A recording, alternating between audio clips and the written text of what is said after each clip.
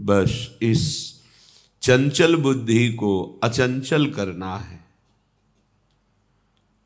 ये मन और बुद्धि ने ही हमें बांध दिया भ्रमात्मक माया में।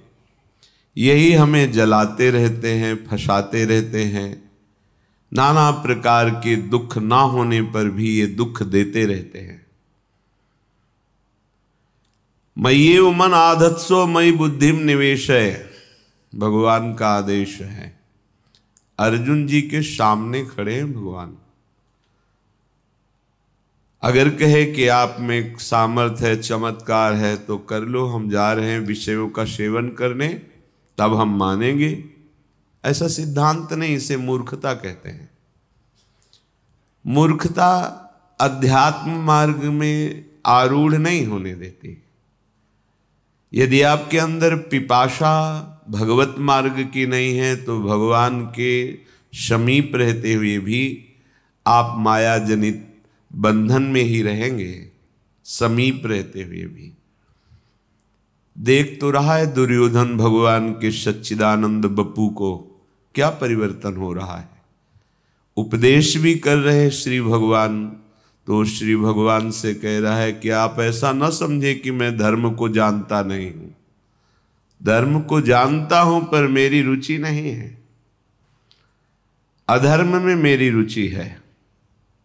यदि आपकी वृत्ति भगवद विरोधी आचरणों में सुखपूर्वक विचरने का भाव रखती है तो कोई आपका परिवर्तन नहीं कर सकता।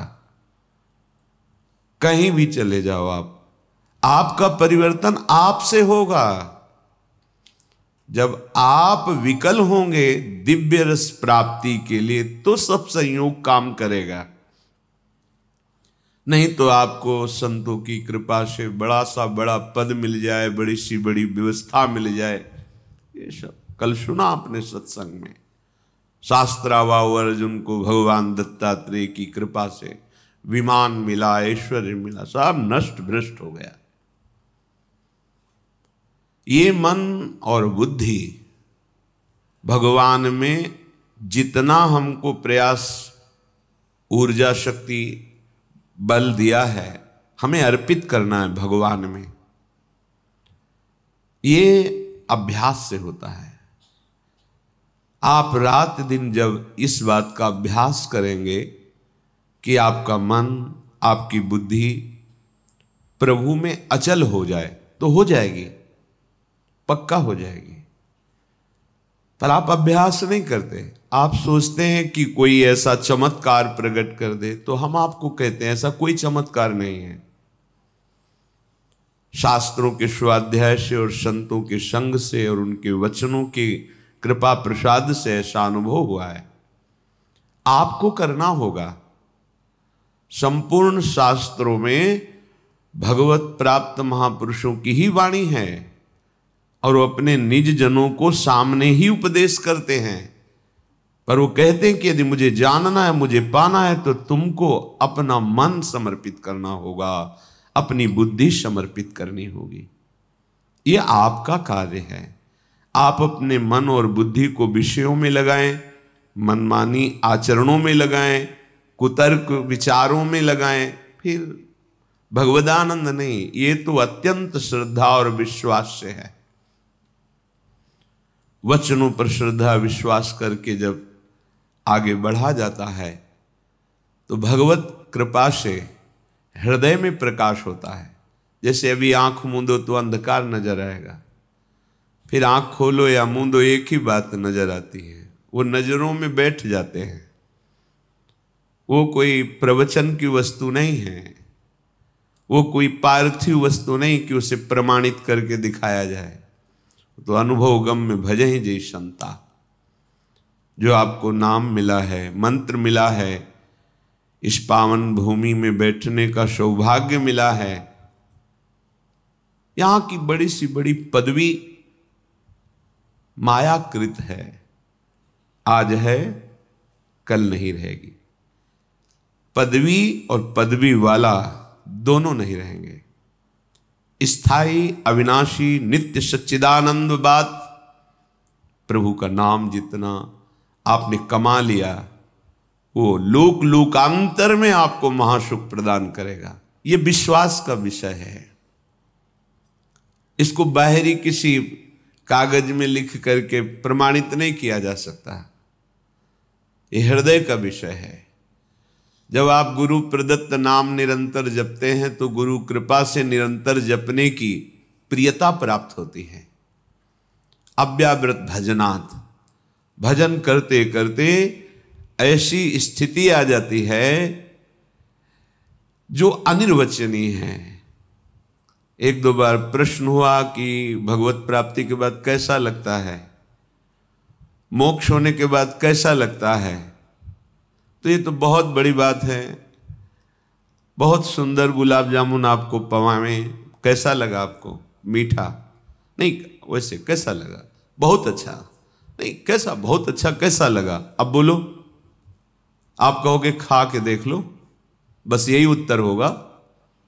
तो ये तो पार्थिव वस्तु के अनुभव की बात है। वो तो सच्चिदानंद जो प्रकृति का एक सेकेंड में संपूर्ण प्रकृति का सृजन करके अपने आप से अपने आप में बैठा खेल रहा है, उसका अनुभव। और फिर वो बतावे कि ऐसा लगता है, नहीं। ये वाणी के अगोचर विषय है। मूकास्वादनवत अनुभव गम में भजे जे संता। ये तो अनुभव का स्वरूप है। तिल भर पृथक न रहा, बढ़ चला परम नवीन अतुल रस रंग। कभी बढ़ी व्याकुलता होती, फिर जब होता अमिलन भान। तुरत प्रकट हो कर स्मृति में तुम करते सुखद स्पर्श का दान।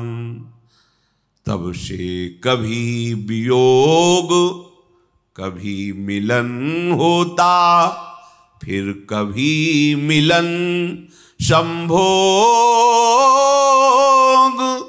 रहती प्रिय अनुभूति बाहे, अंतर रहता नित रस संयोग।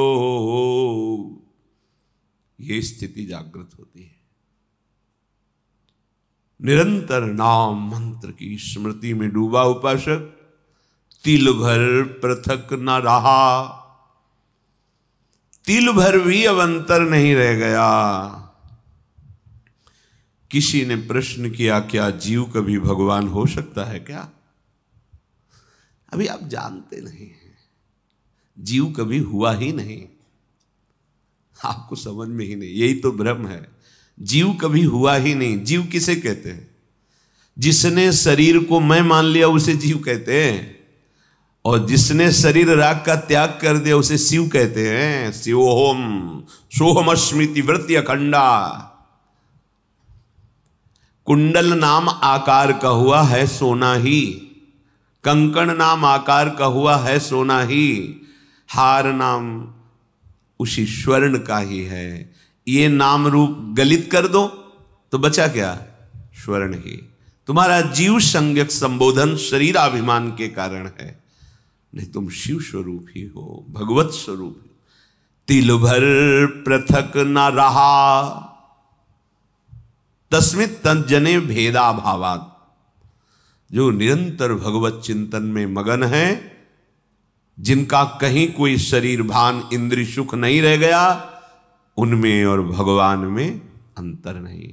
अंतर ना होते हुए भी एक अंतर है। मोरे मन प्रभुवस विश्वासा, और राम ते अधिक राम कर दासा। अधिक राम कर दासा। भगवान के रहते हुए भी हमारी माया की वृत्तियां नष्ट नहीं हुई, वो हृदय में अभी बैठे हैं। पर भगवान के प्रेमी महाभागवत का आश्रय लेकर उनके वचनों के अनुसार चलो तो बैठे नहीं रह सकते, यहां छुप कर नहीं बैठे रह सकते, वो प्रकाशित हो जाएंगे। बढ़ चला परम नवीन अतुल रस रंग, जिसकी त्रिभुवन में किसी से भी तुलना नहीं दी जा सकती, कैसा स्वाद है भगवदानंद? बोले अमुक जैसा, उदाहरण ही नहीं है, वो अद्वितीय है।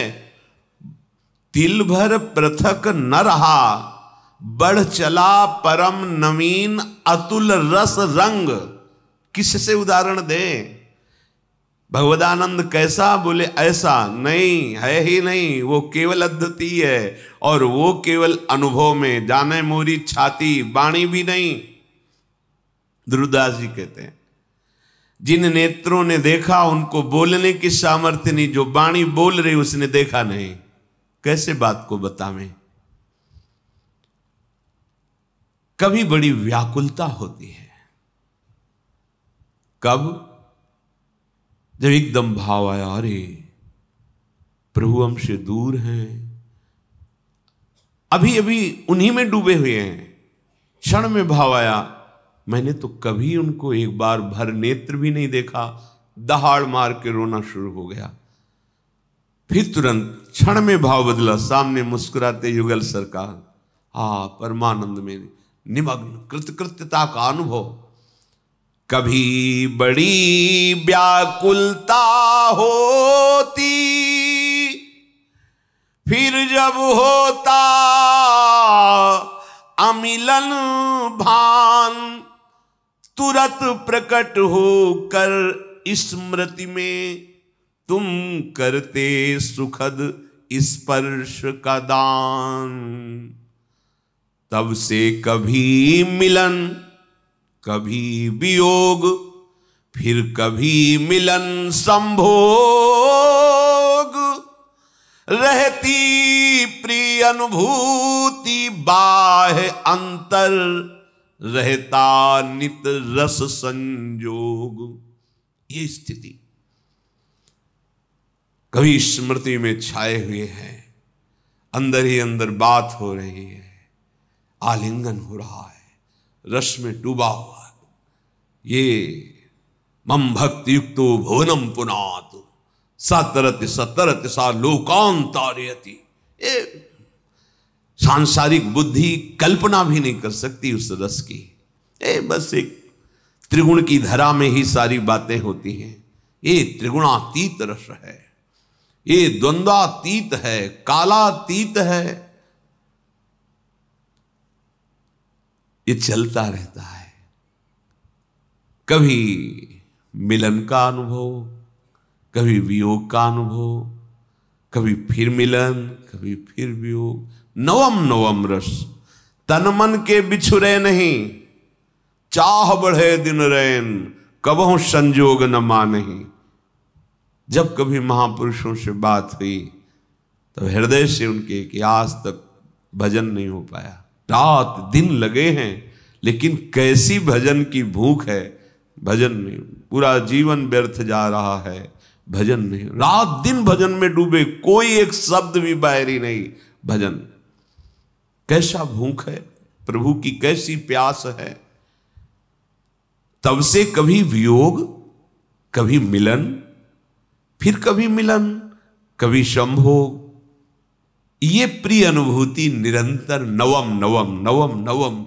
उसको फुर्सत कहां है, अपनी शुद्ध की फुर्सत कहां है? क्यों?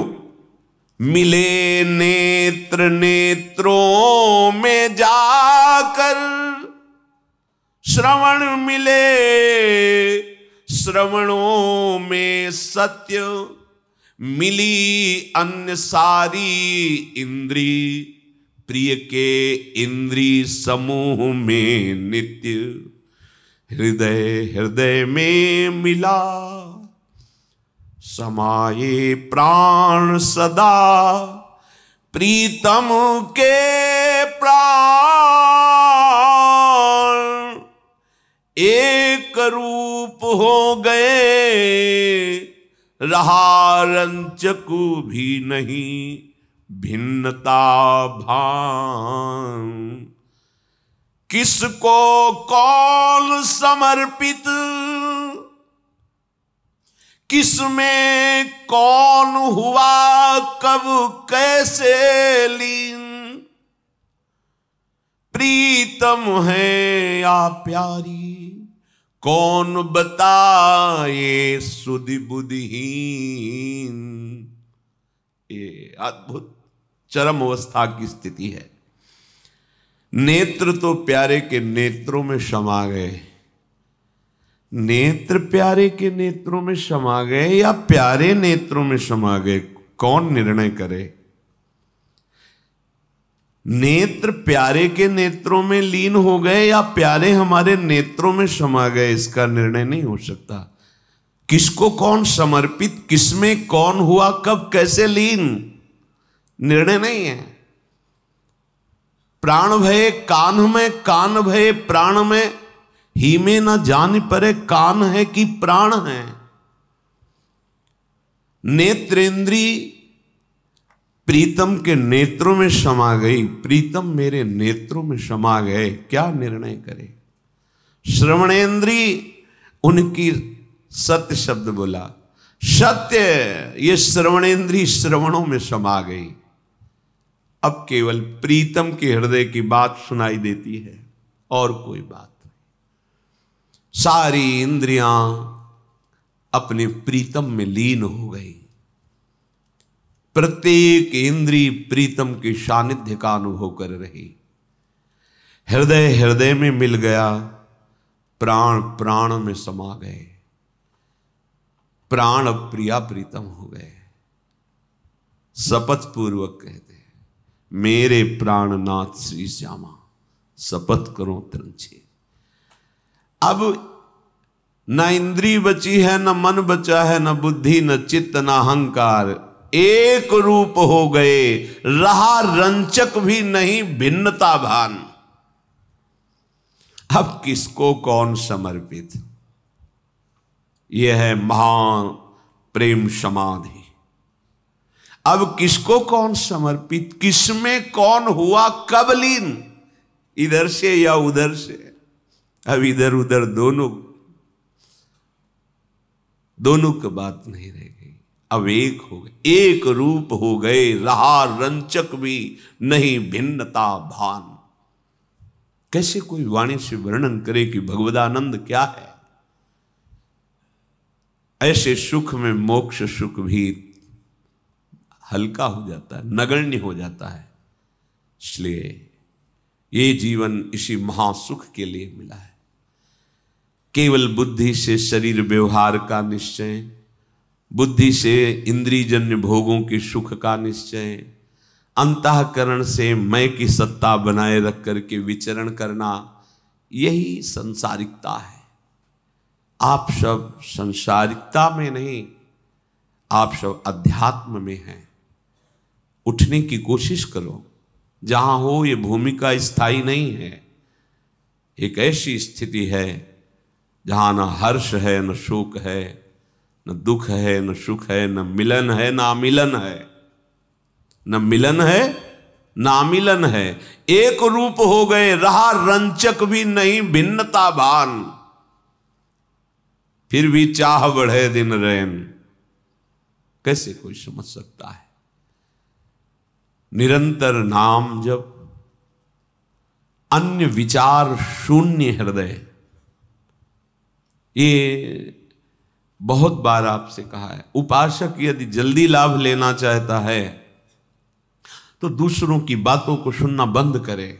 हम जो सुनते हैं, जो देखते हैं, जो बोलते हैं, तीन का साधना में बहुत बड़ा प्रभाव पड़ता है।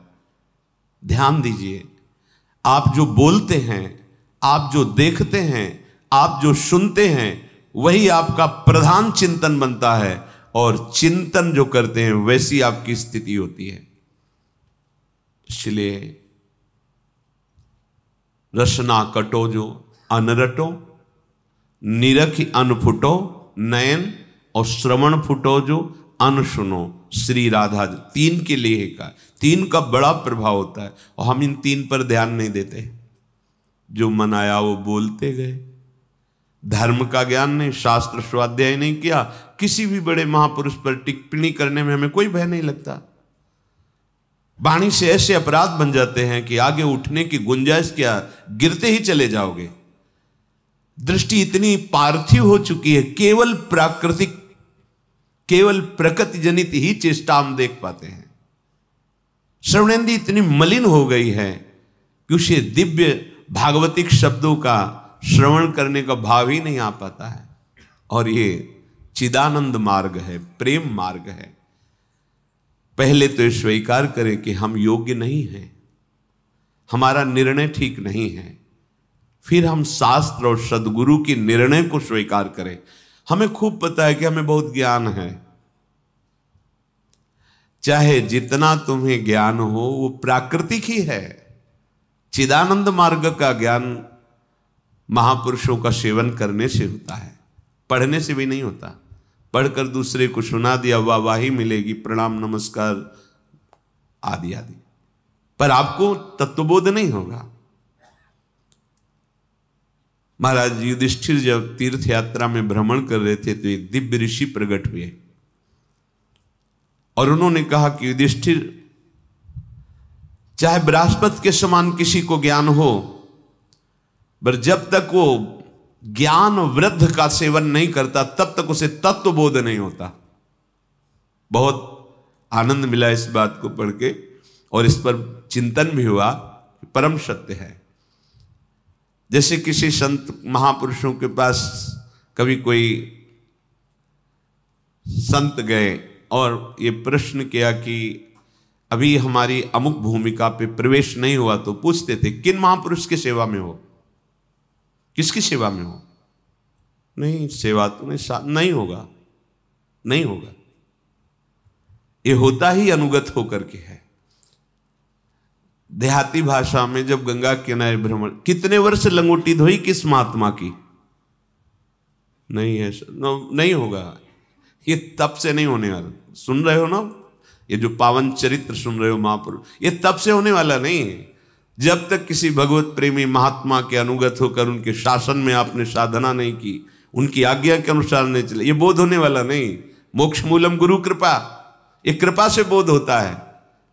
नायमात्मा प्रवचने न लभ्या न मेधया न बहुधा श्रुते न, बहुत सुनने वाले हो, बहुत बोलने वाले हो, बहुत बुद्धिमान नहीं होगा। बिना भगवत प्रेमी महात्माओं के संग का तात्पर्य होता है उनके रंग में रंगने के लिए व्याकुलता होनी, उनके अनुसार चलना। क्यों में उन्हें नित एक धर्मिन संग रंग बढ़त नित नित सरस नित नित प्रेम अभंग, यह जो कृपा हरिवंश की। बढ़िया अवसर मिला है, जीवन को ऐसी महान स्थिति में पहुंचा दो जहां से कभी भ्रष्ट नहीं होना होता। वो अमोघ स्थिति है, सब कुछ खुले नेत्रों से दिखाई देगा। इन्हीं नयनन सब सुख देखें, अपनो जन्म सुफल कर लेखें। इन्हीं नेत्रों से, ऐसे इन्हीं नेत्रों में वो नेत्र प्रकाशित हो जाते हैं, जिसे भगवत रसिक जी कहते हैं, चश्मा नित्य बिहार को दियो बिहारिन मोए। इन्हीं नेत्रों में वो नेत्र प्रकाशित हो जाते, खुले हो या बंद हो, अपने प्राणाराध्य प्रभु को निरखता रहता है, उनकी एक एक चेष्टा देखता रहता है, उनकी एक एक वृत्ति मनोवृत्ति देखता रहता है, प्रभु की मनोवृत्ति, एक एक मन मन की रुचि जान नेह विधि। अपार आनंद, वो आनंद कहीं ब्रह्मा को भी पद में भी नहीं है भाई। इस मृत्यु लोक के सुखों की तो बात जाने दो। एक बार ये जन्म प्रियालाल के चरणों में देते हैं, दृढ़ निष्ठा करके। अब चाहे प्राण चले जाएं, ऐसा कष्ट मिले, चाहे सारा संसार हमें सम्मान दे, दोनों तरफ हमें दृष्टि नहीं डालनी, अपने लक्ष्य की तरफ दृष्टि डालनी। एक क्षण के लिए भी हम प्रभु को ना भूलें। फिर देखो आनंद, देखो कैसा आनंद आता है। इन भोग सामग्रियों के लिए आप परेशान हैं, ये मायाकृत है, तो आपके पीछे डोलेंगी। अभी आपको पता नहीं है ना, रहस्य पता नहीं है, इसलिए आप पागल घूम रहे हो इंद्रियजन्य भोगों को संग्रह करने में। अरे ये तो तुम्हारे पीछे डोलेंगे, बाधा रूप से डोलेंगे, तुम्हें बाधा पहुंचाने के लिए। जिनकी तुम आराधना करते हो भोगों की, वो भोग तुम्हारी आराधना में बाधा पहुंचाने के लिए आएंगे। बस विश्वास मान करके राधा राधा को, न कोई बाधा तुम्हें गिरा पाएगी और न कोई विघ्न तुम्हारे मार्ग में तुम्हें रोक पाएगा।